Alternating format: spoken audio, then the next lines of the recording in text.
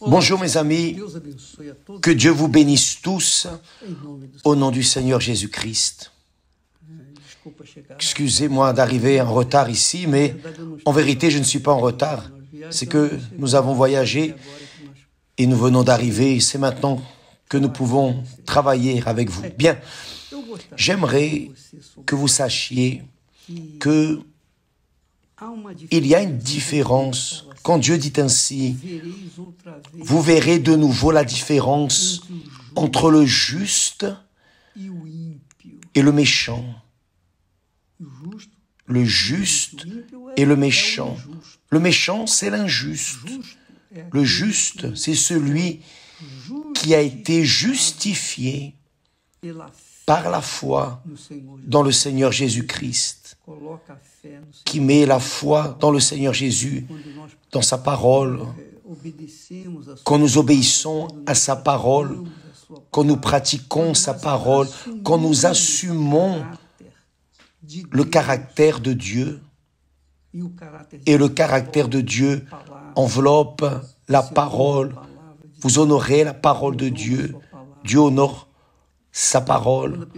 Quand la personne a le caractère de Dieu, elle vit, elle marche dans la vérité. C'est pour cela que la Bible dit que Dieu aime la sincérité. David, malgré ses erreurs, était un homme sincère. C'est pour cela qu'il avait un cœur selon le cœur, selon la volonté du cœur de Dieu. Alors, ces valeurs spirituelles sont extrêmement importantes, elles sont vitales pour notre foi. Cela ne sert à rien à une personne de fréquenter une église, aussi bonne soit-elle, mais si elle n'a pas un caractère véritable, si elle vit une vie désordonnée, si elle vit une vie contraire à la parole de Dieu, alors cette personne, elle est impie aux yeux du Très-Haut. Parce que lorsque la personne est juste, elle vit en accord avec la parole de Dieu. Elle pratique la parole de Dieu. Elle prend plaisir à être correcte, à honorer sa parole, engagée. Elle prend plaisir à être véritable. Non seulement à dire une ou une autre vérité et mettre au milieu des mensonges. Non, c'est pas possible. Ou la personne est véritable, ou elle est menteuse.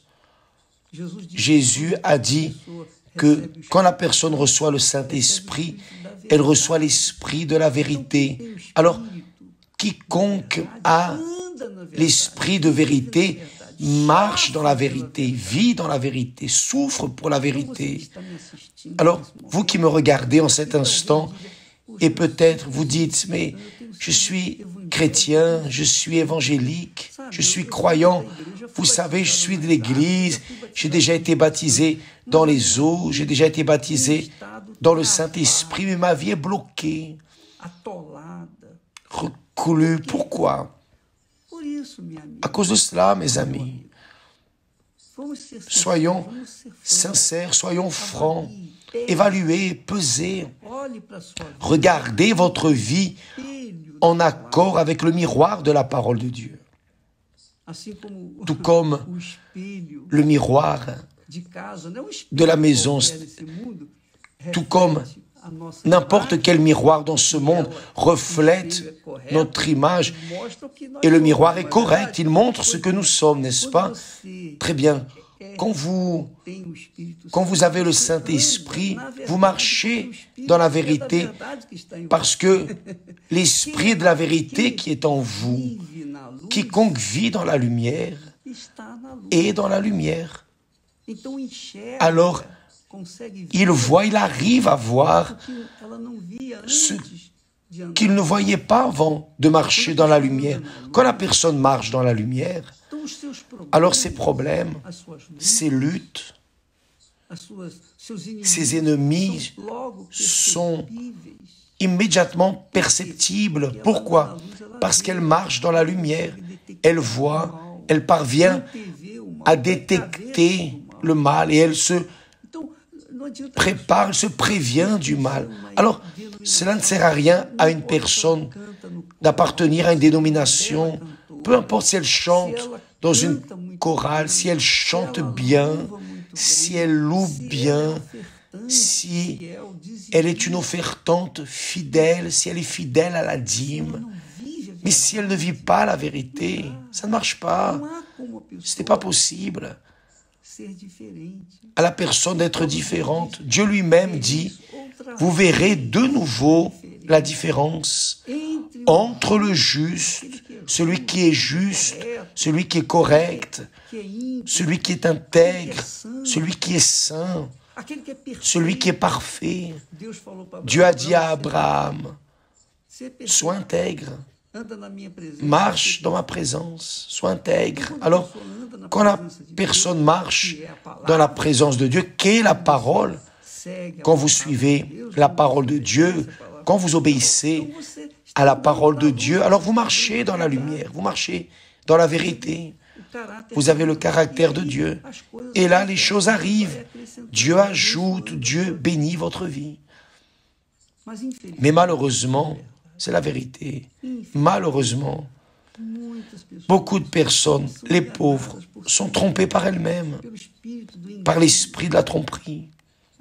J'étais en train d'écouter le témoignage d'une jeune et elle a dit que l'ouvrière au centre d'accueil universel a accueilli une jeune qui a dit « Ma vie ne va pas de l'avant, je fais tout ce que le pasteur dit, mais ma vie n'avance pas. » Et là, l'ouvrière lui a dit « Mais vous vivez une vie erronée, comment voulez-vous exiger de Dieu une vie de qualité? Vous, si vous vivez, marchez avec Dieu, vous ne pouvez pas avoir des relations sexuelles avant le mariage. Et elle était prostituée. Dieu accepte la personne prostituée, Dieu accepte tout le monde. Que ce soit les homosexuels, lesbiennes, bisexuels, hétérosexuels, qui que ce soit un bon, un mauvais, un bandit, il reçoit tout le monde. Maintenant, tous doivent s'encadrer dans la loi, dans la parole, dans les commandements, dans l'éthique, la discipline, l'ordre du royaume de Dieu. Si on ne marche pas, la personne va souffrir les conséquences et Dieu ne peut rien faire. Alors, mes amis, évaluez votre vie, regardez votre vie en accord avec la parole de Dieu, pesez votre vie. Et je parle ainsi en donnant un conseil, enseignant la bonne manière de vivre. Quand je parle ça pour vous, je parle aussi avec moi. Je dois vivre dans ce modèle éthique que Dieu exige de chacun d'entre nous. Alors, si je veux vaincre les ténèbres, et voyez que les ténèbres essayent de me renverser à chaque instant, alors je dois surveiller mon âme 24 heures par jour pour ne pas tomber et être foulé par le mal. Alors, je vous dis ça avec amour, avec douceur. Je ne dis pas ça en critiquant, en censurant, en jetant la pierre. Jésus a dit de ne pas briser la canne. La canne est déjà cassée, brisée. Comment allons-nous la fouler? Elle est déjà cassée. Et tout ce qu'on peut faire, c'est aider cette canne brisée à se relever, à se recomposer. Alors, ce n'est pas mon objectif ici de dicter des normes. Ma mission, Ma mission, c'est de prêcher la parole de Dieu. Le reste, c'est avec le Saint-Esprit. S'il vous parle à travers ce message, c'est lui qui parle. Je suis juste en train de prêcher, d'orienter ce que Dieu m'a enseigné, ce qu'il m'enseigne dans sa parole. Et je le transfère à ceux qui croient obéit, qui ne croient pas, n'obéit pas. Alors, ça ne sert à rien que la personne soit de la religion, de l'Église, chanter dans la chorale, être prophète, être ceci, cela, ouvrier, ouvrière, évêque. Le titre ne compte pas. Ce qui compte, c'est ce qui est en nous. Ah, je suis l'évêque Macedo, je ne suis rien. Je suis pour le moment parce que j'ai une mission, une responsabilité. Mais qui suis-je? Je suis à rien, rien. Mais j'ai besoin de vivre en accord avec la parole de Dieu pour qu'il puisse alors utiliser ce vase d'argile pour aider d'autres personnes. Alors, c'est ainsi que ça fonctionne, mes amis. Au centre d'accueil universel, nous ne sommes pas parfaits, bien sûr. Nous devrions l'être, mais nous ne sommes pas. Mais nous cherchons à faire le meilleur.